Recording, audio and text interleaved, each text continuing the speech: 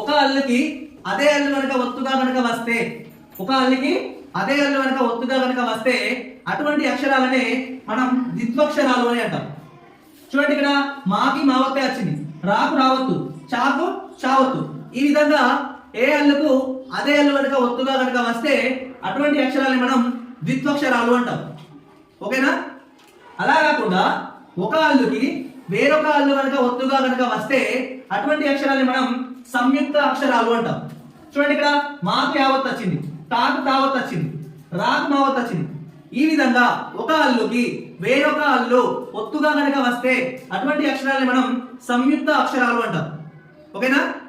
అలా కాకుండా ఒక హల్లుకి ఒకటి కంటే ఎక్కువ హల్లులు కనుక ఒత్తుగా కనుక వస్తే అటువంటి అక్షరాలని మనం సంశ్లేష అక్షరాలు అంటాం. ఇక్కడ చూడండి, షాకు రావత్తు టావత్తు రెండు వచ్చినాయి. ఈ విధంగా ఒక హల్లుకి ఒకటి కంటే ఎక్కువ హల్లులు కనుక ఒత్తుగా కనుక వస్తే అటువంటి అక్షరాలని మనం సంశ్లేష అక్షరాలు అంటాం. అర్థమైంది అందరికి? రైట్.